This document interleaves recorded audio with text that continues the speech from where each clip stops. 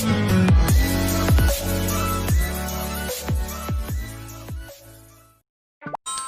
สดีค่ะสวัสดีจ้า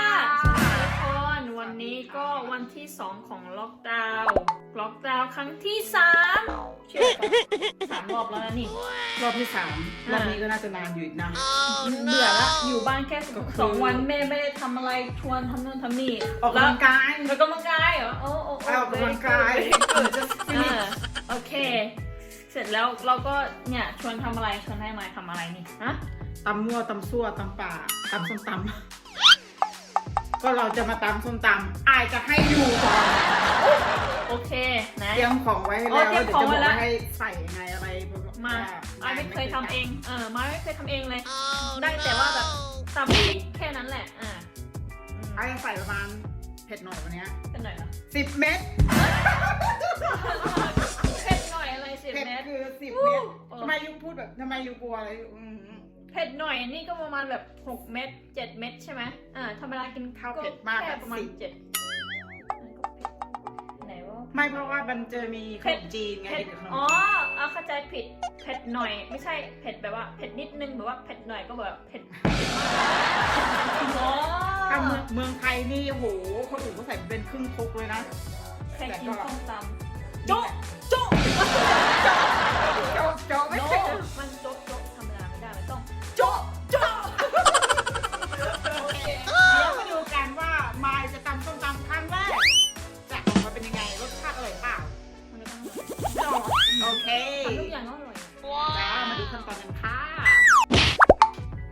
อันนี้ก็คือขนมจีนที่ไม้ลวกไว้แล้วนะคะ1 ถุงอะหมดถุงหนึ่ง เยอะมากซื้อมาจากร้านไทยเอเชียช็อปมันเรียกว่าrice noodle ใช่โอเคเดี๋ยวแม่ก็จะฝานมะละกอไว้ให้สูตรเส้นมะละกออยู่ทำไม่เป็นแบบนี้โอ้ทำเป็นเราแค่ถู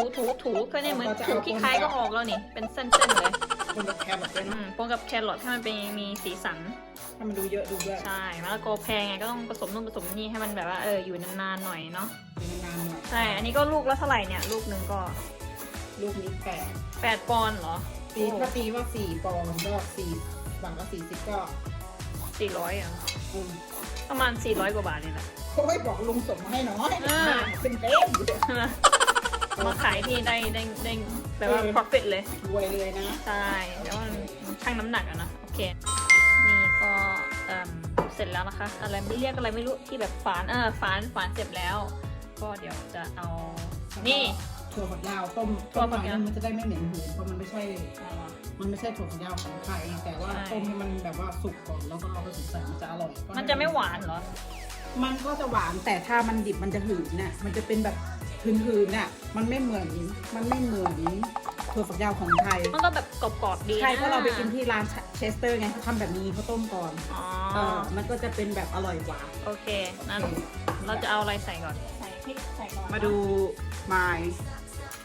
ตใส่พริกกับอันนี้เหรอใส่พริกไปหมดเลยจ้ากระเทียมก็ใส่ไปเลยจ้าแค่นี้เหรอ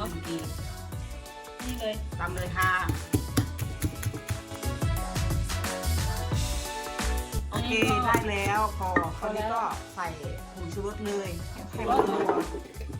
ช้อนกินข้าวเท่าไหร่ดีquarterนี่เอาปะใส่เลยโอเคต้องใส่มันไม่อร่อยต้องใส่ค่ะแล้วก็ปูเขาเรียกว่าเป็นน้ำปูอันนี้ก็คือน้ำปูแช่แข็งนะคะน้ำปูแช่แข็ง crab sauce or something อะไรนะใส่ไปเลยแล้วก็เอามะเขือเทศใส่มะเขือเหรอต้องอันนี้ไหมผ่ากลางจ้าผ่ากลางเหรอทำไมต้องผ่ากลางก็ให้น้ำมันออกให้มันนัวให้มันเข้าน้ำเข้าเนื้ออุ้ยยัวหมดอันตรายนะนี่ใส่เยอะๆใส่อร่อยเคยลองตำแบบไม่ใส่มะเขือเทศไม่อร่อยนะต้องใส่ก็นี่แหละใส่ไปให้หมดเลยหมดเลยอันนี้มะเขือมันไม่ใช่ลูกใหญ่เลยเวลาลูกเล็กนี่แหละมันเหมือนมะเขือเทศบ้านเราอยู่โอเคต่อไปก็บีให้น้ำอันนี้มันแตกบีก่อนกดไฟแบบเหมือนให้มะเขือเทศมันแตกให้มันแตกทุกเม็ดก่อนแตกแล้วแตกเลยแตกทุกให้น้ำมะเขือเทศออกนี่ โป๊ะโป๊ะเลยโจ๊ะโจ๊ะเลยเกือบเหมือนนะแต่ว่า แต่ เราไม่ อีก กิน ให้นิ่มๆหน่อย อืม ช่วยกันสองมือ นี่แหละ โอเคบีบน้ำมะนาวใส่ค่ะ ที่แกะไว้นะ บีบไปเลยเพราะเราไม่เพราะว่าไม่มี มัน น้ำ ไม่ มะ ชอบ ขาม กินเปรี้ยวนะ เพราะนั้นแหละเพราะเราจะใส่เยอะ อืม ๆแล้วก็น้ำปลา น้ำปลา ใส่ไป fish sauce 2 ช้อน fish sauce นี่ น้ำปลาร้าเดี๋ยว นี่ก็คือ น้ำปลาต้มสุก This is น้ำปลา is fermented fish sauce หรือ perfect we fish use sauce them ขาดไม่ได้นะ อุ้ย how much ใส่ไป2 ช้อน 3 ช้อน two ชูชอบน้ำปลาร้า ใช่หรือใครชอบเป็นเนื้อแล้วก็อะไรอ่ะคงแม่ทำอะไรเนี่ย แล้วก็ใส่อันนี้เขาเป็นเหมือน น้ำตาลเชื่อม เหมือนน้ำตาลเชื่อมใส่ไป Pouring syrup for sweetness instead of sugar how many ใส่ไปครึ่งช้อน ครึ่งช้อน โอเคพอ พอแล้ว แล้วก็ ว้าว คนให้มันเข้ากัน อีหยังที่คง เหมือนแบบ mix together together โอเคที่มันคนแบบว่า ถ้ามันอยู่ทำเหมือนนายเป็ดไม่ใช่เนอะให้ดูหน้าตาสิ นี่ อุ้ยน่าอร่อยน่าอร่อยแล้วอะไรต่อคราวนี้ก็เอาถั่วทราย หมดเลยเหรอก ำหนึ่ง กำหนึ่ง พอ ว้าวเดี๋ยวอันนี้อ่ะ เส้นมะละกอทราย กำหนึ่งพอ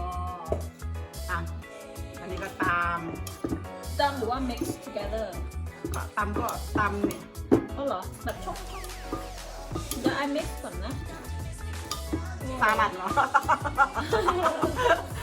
มาทำสลัดนะคะทุกคน ขยับเลย เอ้ยให้ตำไม่ได้ให้เอาสากแทนครก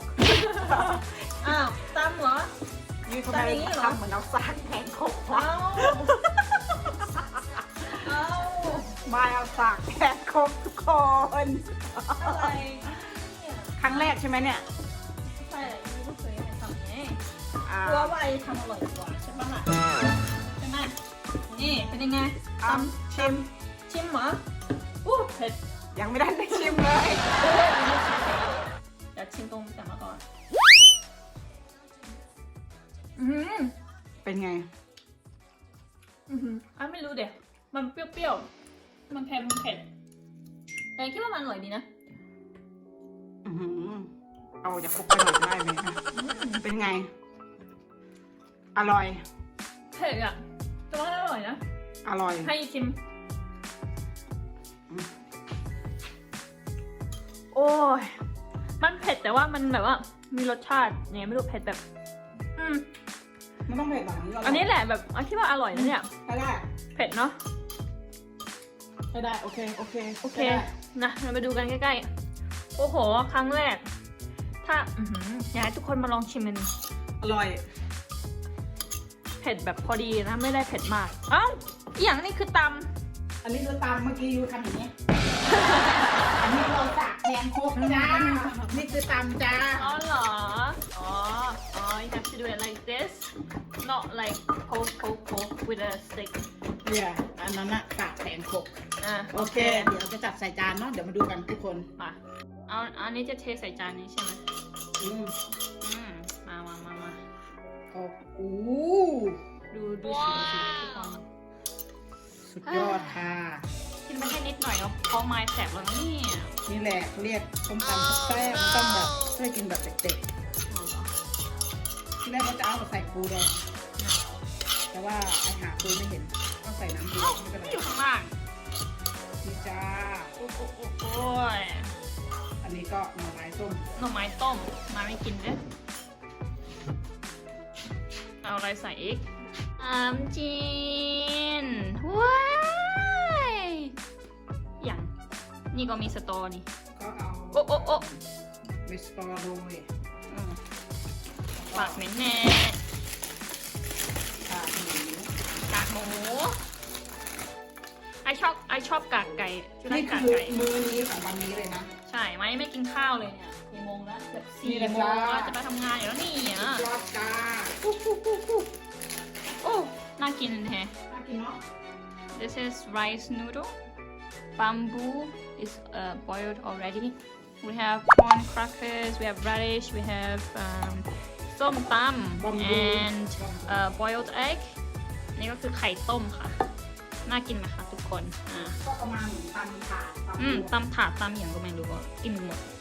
นี่แหละค่ะทุกคน โอ้โหทำน่ากินกันไหมน่ากินต้มตำไม้ก็ทำอะไร ตำมั่วตำซั่วตำถาด ตำถาดค่ะทุกคนเดี๋ยวมายก็จะไปกินทั้